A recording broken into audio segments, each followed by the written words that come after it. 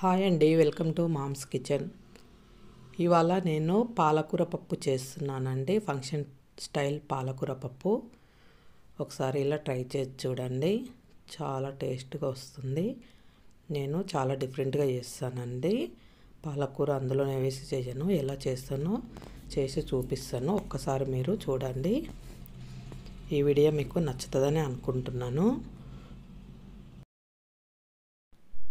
ఎలా చేస్తానో చూపిస్తానండి. ప్రాసెస్లోకి వెళ్ళిపోదాం. కుక్కర్ తీసుకొని అందులోకి ఒక కప్పు కందిపప్పు తీసుకోవాలండి. కందిపప్పు ఒక కప్పు తీసుకుంటే శనగపప్పు 3/4 కప్పు తీసుకోవాలి. ఇలా తీసుకుంటే పప్పు టేస్ట్ వస్తుందండి. ఇప్పుడు ఈ పప్పును కడిగి తీసుకుందాం. ఇలా కడిగి తీసుకున్న పప్పులోకి ఇప్పుడు కావలసినంత వాటర్ వేసుకోవాలి.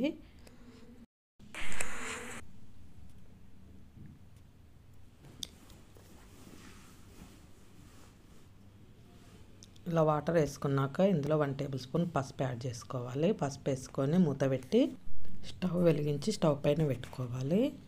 ఈ పప్పు మనకు 3 విజిల్స్ రావాలండి. ఎక్కువ సన్నంగా ఉడకకూడదు. ఇప్పుడు మనము తీసుకున్న పాలకూరను ఇలా కడిగి తీసుకోవాలి.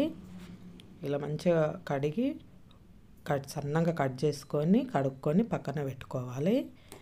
ఇప్పుడు ఇందులోకి మనము పచ్చిమిర్చి కారం ప్రిపేర్ చేసుకుందామండి. ఇందులో ఇలా పచ్చిమిర్చి మిక్స్ పట్టి వేస్తే చాలా బాగా వస్తుందండి. ఎక్కువ సన్నం చేసుకోవద్దు, కొంచెం కచ్చా పచ్చగా మిక్స్ పట్టుకోవాలి. అందులో 1 టేబుల్ స్పూన్ సాల్ట్ వేసుకొని ఇలా గ్రైండ్ చేసుకొని పక్కన పెట్టేసుకోవాలి.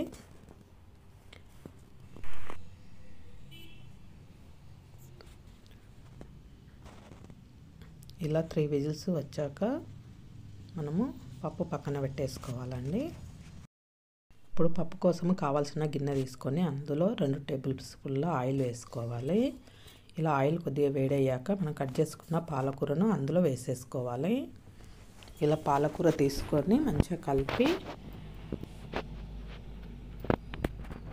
ఇలా అంతా బాగా కలిసేటట్టు కలుపుకోవాలి. కలుపుకొని మూత పెట్టి ఒక 5 మినిట్స్ ఉడకనివ్వాలి. ఇలా ఇప్పుడు ఇందులోకి పసుపు తీసుకుందాం. 1/2 టేబుల్ స్పూన్ పసుపు తీసుకొని అలాగే 1 టేబుల్ స్పూన్ అల్లం వెల్లుల్లి పేస్ట్ తీసుకొని అలాగే మనం మిక్సీ పట్టి పెట్టుకున్న పచ్చిమిర్చి కారం ఉంది కదా, అది కూడా తీసుకోవాలి. ఇలా తీసుకొని అంతా బాగా కలపాలండి. ఇది ఇలా మంచిగా కలుపుకొని బాగా ఉడికియాలి. ఇప్పుడు మనము పప్పు చూసేద్దామండి. పప్పు ఇలా ఉండాలి, ఎక్కువ సన్నంగా కాకూడదు.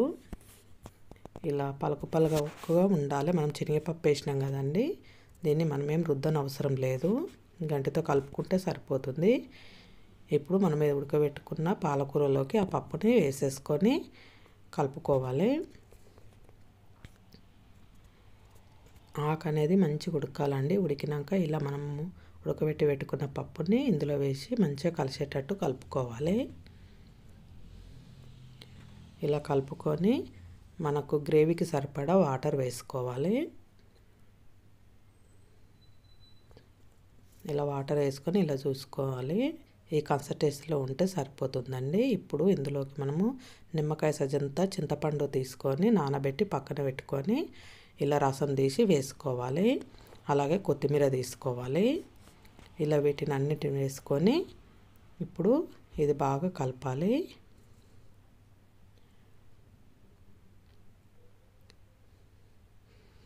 ఇలా కలుపుకున్నాక ఒకసారి టేస్ట్ చూసుకొని సాల్ట్ అడ్జస్ట్ చేసుకోవాలి. ఒకేసారి వేసుకోవద్దండి, పచ్చిమిర్చిలో వేస్తాం కదా. ఇప్పుడు ఇది మరగనివ్వాలి. ఇలా బాగా మరగాలండి. పప్పు చాలా టేస్ట్ ఉంటుంది. ఇలా చేస్తే మీరు కూడా ఒకసారి ట్రై చేయండి. పప్పు అయితే చాలా బాగా వచ్చింది. ఇప్పుడు ఇందులోకి మనము తాలింపు పెట్టుకుందామండి. ఇప్పుడు ఇంకో గిన్నె పెట్టుకొని తాలింపు కోసము అందులో ఆయిల్ వేసుకొని 2 టేబుల్ స్పూన్ల ఆయిల్ వేసుకొని ఆవాలు 1 టేబుల్ స్పూన్, జీలకర్ర ఒక 1 టేబుల్ స్పూన్, అలాగే ఎండుమిర్చి, కరివేపాకు, ఒక 5-6 వెల్లుల్లి ఇలా దంచుకొని వేసుకోవాలండి కచ్చాపచ్చ. అలాగే కొద్దిగా పసుపు. ఇలా కొద్దిగా ఫ్రై అయ్యాక కొద్దిగా పసుపు తీసుకోవాలి, 1/2 టేబుల్ స్పూన్ పసుపు తీసుకొని కలుపుకోవాలి. ఈ పెట్టుకున్న తాలింపుని ఇప్పుడు మనము పప్పులో యాడ్ చేసేసుకోవాలి.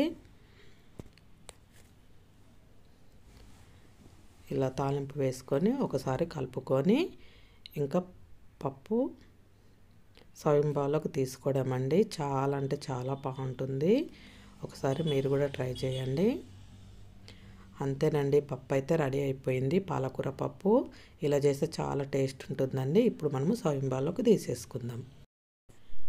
ఈ వీడియో మీకు నచ్చిందని అనుకుంటున్నానండి. నచ్చితే లైక్ చేయండి, సబ్స్క్రైబ్ చేసుకోండి. Thank you.